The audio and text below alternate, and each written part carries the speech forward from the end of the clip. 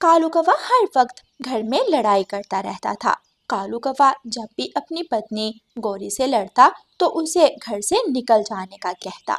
पति जी, रसोई में राशन खत्म हो गया है, आप जाएं और राशन ले आए। जग्गू बेटा भूखा बैठा है। राशन खत्म हो गया है तो मैं क्या करूं? जाओ जाकर कमा कर लाओ। बहुत सारे पक्षी ऐसे हैं जिनकी पत्नियां कमाई करती हैं और तू फारिग बैठी हर वक्त दाना खाती रहती है। मैं घर के काम करूं, अपने बेटे का पालन पोषण करूं या बाहर से कमा कर लाऊं? आप भी तो हर वक्त आवारा घूमते हैं, कभी काम भी कर लिया करें। जुबान चलाती है? चल चल निकल जा मेरे घर से। उठा अपने जग्गू को और छोड़ मेरा पीछा। मैंने तुम्हें कितनी बार कहा है, अगर मेरे घर में रहना है तो चोंच को बंद रखा करो।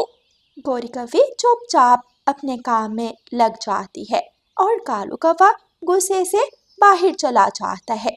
मम्मा, भूख लगी है, मुझे कुछ खाने को दे। गोरी कौवी का बेटा जग्गू कौवा बार बार खाना मांग रहा था। माँ अपने बेटे को भूखा कैसे देख सकती थी। गोरी कौवी अपने घर से निकलती है और पड़ोसन चिड़िया के पास जाती है। गोरी बहन, आप कालू से कहें कि वो कमा कर लाए। क्या कालू अपने एक बेटे का पेट भी नहीं भर सकता? चिड़िया बहन, मैं जब भी उसे कमा कर लाने का कहती हूँ वो मुझसे लड़ाई शुरू कर लेता है। आज भी मुझे खरी खोटी सुनाकर घर से निकला है। वो क्या कमा कर लाएगा? वो तो सारा दिन अपने आवारा दोस्त भूरे कौवे के साथ नदी पर बैठा रहता है और आने जाने वाली कबूतरियों को देखता रहता है। रानो चिड़िया गोरी कौवी को थोड़ा सा दाना दे देती है। गोरी कौवी वो दाना घर ले जाती है और अपने बेटे जग्गू को खिला देती है। हर दिन ऐसे ही गुजरता। हर दिन कालू कौवा किसी न किसी बात पर घर में लड़ाई शुरू कर लेता। एक रात कालू कौवा गोरी कौवी और उसके बेटे को घर से निकाल देता है। कालू कौवा दरवाजा बंद कर लेता है। गोरी कौवी बाहर खड़ी रो रही थी। कालू जी, दरवाजा खोले। ठीक है, मैं कमा कर भी लाऊंगी, मैं घर का ख्याल भी रखूंगी। बस एक बार मुझे घर में आने की इजाजत दे दें। कालू जी, दरवाजा खोले। जो कह दिया वो कह दिया। बस अब इस घर के दरवाजे तुम्हारे लिए नहीं खुलेंगे। जाओ, चली जाओ, मेरी जान छोड़ दो। गोरी कौवी कालू कौवे की बहुत विनती करती है, लेकिन कालू कौवा गोरी कौवी की एक नहीं सुनता और आराम से घोंसले में लेट जाता है। गोरी कौवी अपने बेटे जग्गू को साथ लेती है और थोड़ी दूर जाकर एक पेड़ की डाल पर बैठ जाती है। मम्मा, पापा हर वक्त लड़ाई क्यों करते हैं? बेटा, मैं उन्हें कमा कर लाने का कहती हूँ, बस इसी बात पर आपके पापा लड़ने लगते हैं। सभी के पापा कमा कर लाते हैं, सभी के पापा अपने बच्चों का बहुत ख्याल रखते हैं, लेकिन मेरे पापा ना तो मुझसे प्यार करते हैं और ना ही मुझे कुछ खाने की चीज ला कर देते हैं। वो रात गोरी कौवी पेड़ की डाल पर ही गुजारती है। दूसरे दिन रानो चिड़िया गोरी कौवी से मिलती है। अरे गोरी, तुम सुबह सवेरे यहाँ बैठी क्या कर रही हो? चिड़िया बहन, मैं तो रात से ही यहाँ बैठी हूँ। कालू ने मुझे घर से निकाल दिया था। सारी रात मैंने घर से बाहर गुजारी है। गोरी, एक बेटे का पेट तो तुम भी भर सकती हो। मेरी मानो तो दोबारा उस घर में मत जाना। अपना कमाओ और अपने बेटे को पालो। छोड़ो ऐसे आवारा पक्षी को। हाँ चिड़िया बहन, अब मैंने भी यही सोचा है। मैं कभी लौटकर उस घर में नहीं जाऊंगी। मैं तिनकों का घोंसला बना लूंगी और अपने बेटे का अच्छी तरह पालन पोषण करूंगी। फिर गोरी कौवी एक पेड़ पर अपना तिनकों का घोंसला बना लेती है। जग्गू बेटा, आप घोंसले में बैठे और मैं आपके लिए दाना ढूंढ कर लाती हूँ। गोरी कौवी सुबह सवेरे जाती और अपने बेटे का दाना ढूंढ कर ले आती। दोनों माँ बेटा दाना खा लेते और फिर गोरी कौवी घोंसले की सफाई सुथराई करने लगती। उधर कालू कौवा बहुत खुश था। वो सारा दिन घर में सोया रहता और शाम के वक्त अपने आवारा दोस्त भूरे के साथ घूमने चला जाता। जब से उस चुड़ैल ने मेरी जान छोड़ी है, मैं तो बहुत खुश हूँ। यार, तुमने बहुत अच्छा किया जो उसे अपने घर से निकाल दिया। अगर वो दोबारा लौट कर आए तो उसे अपने घर में मत आने देना। नहीं नहीं, मैं उसे कभी दोबारा घर में नहीं आने दूंगा। मैं तो सोच रहा हूँ दूसरी शादी कर लूँ। हाँ, ये तुमने ठीक कहा। दूसरी शादी कर लोगे तो तुम्हारा घर फिर से आबाद हो जाएगा। अभी कुछ दिन ही गुजरे थे कि कालू कौवा दूसरी शादी कर लेता है और पिंकी को बिठा कर अपने घर में ले आता है। पिंकी, जाओ मेरे लिए चाय का कप बना कर लाओ। नाना पति जी, मैंने कभी रसोई के काम नहीं किए। चाय वाय बनाना मेरे बस की बात नहीं है। लेकिन शादी से पहले मुझे तुम्हारी माँ ने तो ये बात नहीं बताई थी। आहिस्ता पति जी, आहिस्ता बोलें। मुझे ऊंची आवाज में बोलना पसंद नहीं। हमारे घर में कोई ऊंची आवाज में नहीं बोलता। मैं पति हूँ तुम्हारा, तुम्हारा नौकर नहीं जो आहिस्ता बोलूं। मैं तुमसे कोई डरता हूँ? नहीं डरते तो डरने लगोगे। खबरदार, अगर आज के बाद मुझसे ऐसे काई काई की तो। गौरी कवि अब पहले से ज्यादा खुश थी क्योंकि अब उसका बेटा अच्छा दाना खाता था। उसका बेटा पक्के घर में तो नहीं रहता था, लेकिन उसका तिनकों का घोंसला खुशियों से भरा था। चलो जग्गू बेटा, आज हम दोनों नदी पर सैर करने जाते हैं। हाँ हाँ मम्मा, बहुत मजा आएगा। मुझे नदी पर जाने का बहुत मजा आएगा। वहाँ मैं अपने दोस्त बनाऊंगा। मम्मा, मैं अपने दोस्तों से खेलने जाया करूंगा। ऐसे गौरी कवि अपने बेटे की हर खुशी पूरी करती है। गौरी कवि मेहनत करती रही और फिर आखिर गौरी कवि अपने बेटे के लिए पक्का लकड़ियों का घर भी बना लेती है। रानो, बहुत बहुत शुक्रिया। ये सब तुम्हारी वजह से हुआ। अगर तुम मेरी मदद ना करती तो आज मैं पक्के लकड़ियों के घर में ना बैठी होती। गौरी, मैं जानती हूँ पति के बिना घर चलाना कितना मुश्किल काम है, लेकिन तुमने बहुत बहादुरी से अपने बेटे का पालन पोषण किया। देखना, जब तुम्हारा बेटा बड़ा हो जाएगा तो तुम्हें बहुत सुख देगा। एक दिन किसी बात पर कालू कौवे और उसकी दूसरी पत्नी पिंकी की लड़ाई हो जाती है। पिंकी झट से फोन निकालती है और अपने भाइयों को फोन कर देती है। भाइयों भाइयों, कालू ने मुझे मारा है। जल्दी से आ जाओ, सब इकट्ठे होकर आना और इसकी टांगे तोड़ दो।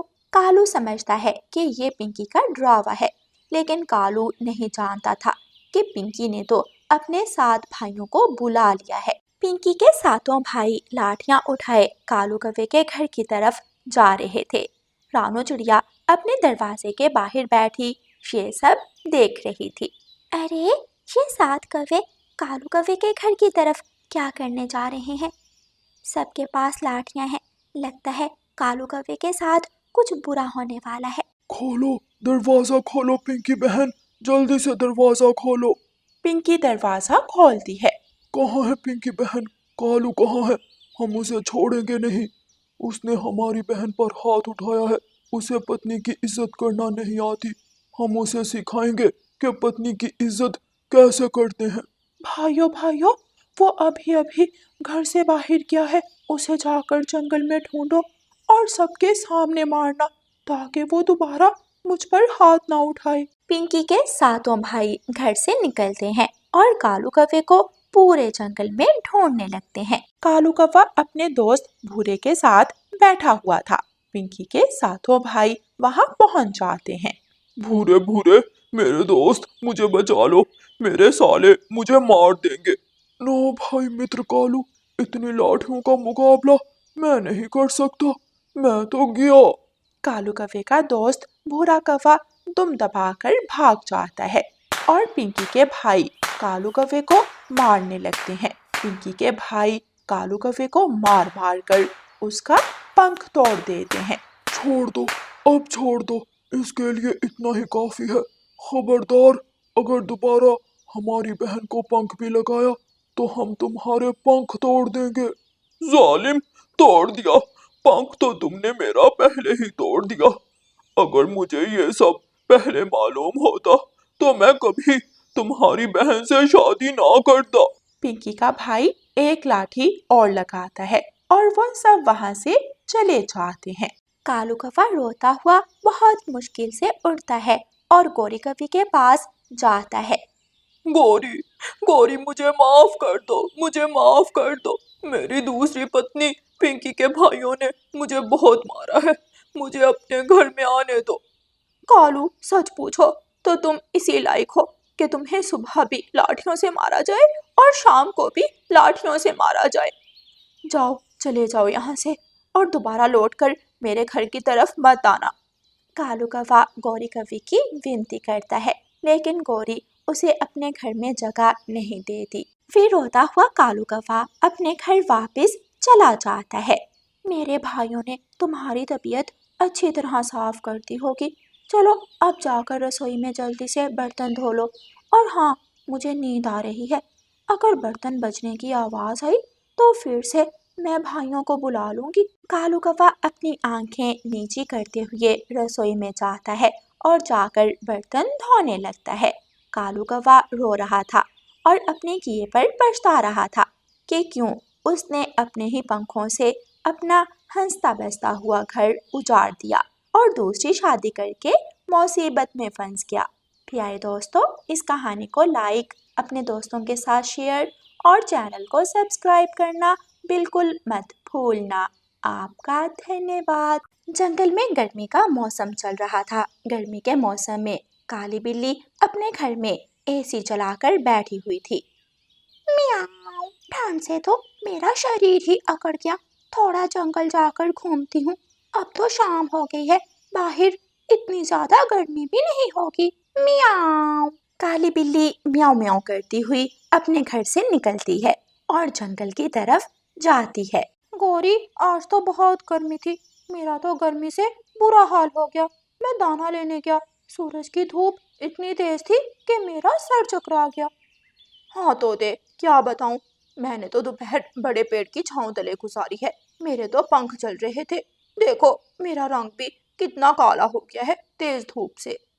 दूसरे पेड़ के पीछे खड़ी काली बिल्ली दोनों की बातें सुन रही थी। मियाओ। तोते और कवि, क्यों गर्मी में मरते हो? दोपहर गुजारने मेरे घर आ जाया करो, मेरे घर में एसी लगा हुआ है। एसी की ठंडी हवा में बैठकर जरा भी गर्मी महसूस नहीं होती। मियाओ। चल चल काली बिल्ली, हम तुम्हारी बातों में नहीं आएंगे। हम सब जानते हैं तू धोखे से हमें साथ ले जाएगी और फिर हमारा शोरबा बनाकर पी लेगी। नहीं नहीं तोते, मैं इतनी भी बुरी नहीं हूँ कि गर्मी के सताए हुए पक्षियों को खा जाऊं। बिल्ली बिल्ली, क्या ऐसे मौसम में भी एसी की हवा ठंडी होती है? हाँ तो और क्या, कल दोपहर को आ जाना और आकर खुद देख लेना मेरे घर में। मैं तो दोपहर के वक्त कंबल लेकर बैठती हूँ। तोते और गौरी कवि से ऐसे बोलकर काली बिल्ली वहां से चली जाती है। दूसरे दिन सुबह सवेरे ही सूरज आग बरसा रहा था। चलो गौरी बहन, दाना लेने चले। आज तो सुबह सवेरे ही बहुत ज्यादा गर्मी है, दोपहर को गर्मी और भी बढ़ जाएगी। नहीं रानो चिड़िया, धूप में मेरा रंग काला हो जाता है। आज मैं दाना लेने नहीं जाऊंगी, बल्कि मैं तो काली बिल्ली के घर दोपहर गुजारने जा रही हूँ। क्या क्या कहा गौरी? क्या तुम काली बिल्ली के घर जा रही हो? हाँ, काली बिल्ली हमारे पास आई थी। मैं और तोता बरगद के पेड़ पर बैठे हुए थे। काली बिल्ली ने कहा था कि दोपहर गुजारने मेरे घर आ जाना। गौरी, भूल कर भी काली बिल्ली के घर मत जाना, ऐसा ना हो कि काली बिल्ली तुम्हें खा जाए। नहीं चिड़िया, मुझे उसकी बातों में विश्वास लग रहा था। मैं तो जाऊंगी और एसी की ठंडी हवाओं का मजा लूंगी। रानो चिड़िया अपना दाना लेने चली जाती है और गौरी कवि काली बिल्ली के घर की तरफ चलती है। रास्ते में तोता गौरी कवि को रोकता है और उसे काली बिल्ली के घर की तरफ जाने से मना करता है। मत जाओ, मत जाओ गौरी, मत जाओ। मुझे अच्छी तरह याद है जब काली बिल्ली ने मेरी माँ की दावत की थी, और जब मेरी माँ उसके घर दावत खाने गई तो काली बिल्ली ने मेरी माँ को ही खा लिया था। वो पुराना वक्त था तोते, उस वक्त काली बिल्ली जवान थी। अब काली बिल्ली बूढ़ी हो गई है, अब वो मांस नहीं खाती। डरने की कोई जरूरत नहीं, मैं तो जा रही। गौरी कवि किसी की नहीं मानती और काली बिल्ली के घर चली जाती है। काली बिल्ली एसी चलाकर अपने घर में बैठी हुई थी। दरवाजे पर दस्तक होती है। कौन है? मियाओ। काली बिल्ली, मैं हूँ गौरी कवि, जल्दी से दरवाजा खोलो, बाहर बहुत गर्मी है। मैं एसी की ठंडी हवा में बैठने आई हूँ। आ गई काली कवि आ गई। लगता है काली कवि मेरे जाल में फंस जाएगी। मियाओ। काली बिल्ली जल्दी से दरवाजा खोलती है और गौरी कवि को अपने घर में ले आती है। सच में काली बिल्ली, सच में यहाँ तो बहुत ठंड है। ऐसे लग रहा है जैसे मैं ठंड वाले जंगल में आ गई हूँ। गौरी कवि, तुम बहुत बहादुर हो, वरना दूसरे पक्षी तो मुझसे बहुत ज्यादा डरते हैं। आओ आओ बैठो, आराम करो, लो ये कंबल ओढ़कर बैठ जाओ। मियाऊं। गौरी कवि कंबल लेती है और काली बिल्ली के पास बैठ जाती है। रसोई में दूध भी पड़ा है और चाय की पत्ती भी, अगर चाय पीने को दिल करे तो चाय बना लेना। नहीं नहीं काली बिल्ली, अभी मेरा चाय पीने को दिल नहीं कर रहा। मैं तो सोने लगी हूँ। सारी रात भी गर्मी की वजह से नींद नहीं आई। गौरी कवि सो जाती है। इसे आज नहीं खाऊंगी, बल्कि मैं इसके साथ साथ इसकी सहेली पिंकी को भी खाऊंगी। मियाऊं। रानो चिड़िया, तोता, कबूतर और बुलबुल सभी अपना दाना इकट्ठा करते हैं और दोपहर गुजारने बड़े पेड़ के नीचे जाकर बैठ जाते हैं। जब वो काली बिल्ली गौरी कवि को खाएगी ना, तो फिर गौरी को पता चलेगा। गौरी कवि हमेशा जिद करती है, वो किसी की बात नहीं मानती, हमेशा अपनी मर्जी करती है। मैंने तो उसे काली बिल्ली के घर जाने से मना किया था, लेकिन वो चली गई। मुझे तो वो बात ही नहीं करती, हर वक्त मुझे मोटो मोटो कहती रहती है। शाम हो जाती है और गौरी कवि काली बिल्ली से कहती है, काली बिल्ली सहेली, अब मैं जा रही हूँ। क्या मैं कल भी दोपहर गुजारने तुम्हारे घर आ जाऊं? हाँ हाँ, क्यों नहीं। मियाऊं मियाऊं, तुम जरूर आ जाना। बल्कि गौरी, तुम ऐसे करना, अपनी सहेली पिंकी को भी अपने साथ ले आना। तुम दोनों सहेलियां बैठकर बातें करना और मैं तुम्हें दाल चावल बनाकर खिलाऊंगी। मियाऊं। अच्छा, फिर तो बहुत मजा आएगा। जरूर, मैं अपनी सहेली पिंकी को कल जरूर ले आऊंगी। फिर गौरी कवि वहां से चली जाती है। सभी पक्षी गौरी कवि को सुरक्षित आता हुआ देखकर हैरान हो जाते हैं। गौरी, क्या काली बिल्ली ने तुझे कुछ भी नहीं कहा? मुझे तो विश्वास नहीं हो रहा। क्या तू सच में सुरक्षित लौट कर आ गई है? काली बिल्ली तो बहुत अच्छी है, उसने मुझे चाय भी बनाकर पिलाई। और हाँ, कल मैं अपनी सहेली पिंकी को भी साथ लेकर जाऊंगी। हम दोनों सहेलियां गपशप करेंगी और काली बिल्ली हमारे लिए दाल चावल बनाएगी। गौरी कवि चिड़िया से ऐसे कहती है और अपने घर चली जाती। घर में तो बहुत गर्मी है, काश मैं रात भी काली बिल्ली के घर ही गुजार सकती। गौरी मत जाना, कल काली बिल्ली के घर मत जाना। शायद आज काली बिल्ली का पेट भरा हुआ होगा, उसने कोई मोटा ताजा चूहा खा लिया होगा जो तू सुरक्षित लौट कर आ गई, वरना काली बिल्ली तुझे भून कर खा जाती। जल गया ना मेरी और काली बिल्ली की दोस्ती से। तुम चिंता ना करो, काली बिल्ली मुझे कुछ भी नहीं कहेगी। अब तो मैं हर रोज काली बिल्ली के घर दोपहर गुजारने जाया करूंगी। चल पिंकी, आज मैं तुझे अपनी सहेली से मिलवाती हूँ। लेकिन पहले बताओ, कहाँ जाना है गौरी? ये तो सरप्राइज है, जाकर ही पता चलेगा। देखना तुम्हारी सहेली गौरी की कितनी दूर दूर तक दोस्ती है। क्या मुझे वहाँ कुछ खाने को भी मिलेगा? हाँ हाँ, मेरी सहेली हम दोनों को दाल चावल बनाकर खिलाएगी। गौरी कवि की सहेली पिंकी भी गौरी कवि की तरह लालची थी। वो गौरी कवि के साथ उड़ती है और गौरी कवि अपनी सहेली पिंकी को साथ लेकर काली बिल्ली के घर की तरफ चली जाती है। ऐसे ही चल रहा था। गौरी कवि पिंकी को लेकर एक तरफ बैठ जाती है। काली बिल्ली रसोई में थी। सहेली सहेली, आओ आओ, देखो मेरी सहेली पिंकी तुमसे मिलने आई है। जैसे ही काली बिल्ली म्याऊं म्याऊं करती हुई रसोई से आती है, पिंकी तो बहुत ज्यादा डर जाती है। गौरी गौरी, ये तुम मुझे कहाँ ले आई हो? ये तो काली बिल्ली का घर है। म्याऊं म्याऊं। डरने की कोई जरूरत नहीं, तुम गौरी की सहेली हो, इसलिए तुम मेरी भी सहेली हुई। म्याऊं। ये लो कंबल, कंबल लेकर दोनों सहेलियां गपशप करो और मैं तुम्हारे लिए दाल चावल बनाने का बंदोबस्त करती हूँ। गौरी, मैं अभी दुकान से चावल लेकर आती हूँ। म्याऊं। ठीक है काली बिल्ली, जल्दी आना, मुझे बहुत भूख लगी हुई है। गौरी कवि अपने घर से निकलती है और थोड़ी दूर अपनी सहेली मानो बिल्ली के पास जाती है। मानो मानो, आ जाओ, दोनों मिलकर पार्टी करेंगे। आज तो मैंने दो दो कवियां पकड़ी हैं। मियाओ। ये सुनकर काली बिल्ली की सहेली मानो तो नाचने लगती है। वाह वाह, तुम बहुत चालाक हो, किसी ना किसी पक्षी को अपने जाल में फंसा लेती हो। आज तो बहुत मजा आने वाला है। मियाओ। फिर काली बिल्ली अपनी सहेली मानो को अपने घर ले जाती है। घर जाते ही काली बिल्ली दरवाजे की कुंडी लगा लेती है। काली बिल्ली, ये क्या तुमने दरवाजे की कुंडी क्यों लगा दी? मियाओ। इसलिए कि तुम दोनों यहाँ से भाग ना पाओ। मानो, किसको खाओगी, गौरी कवि को या इसकी सहेली को?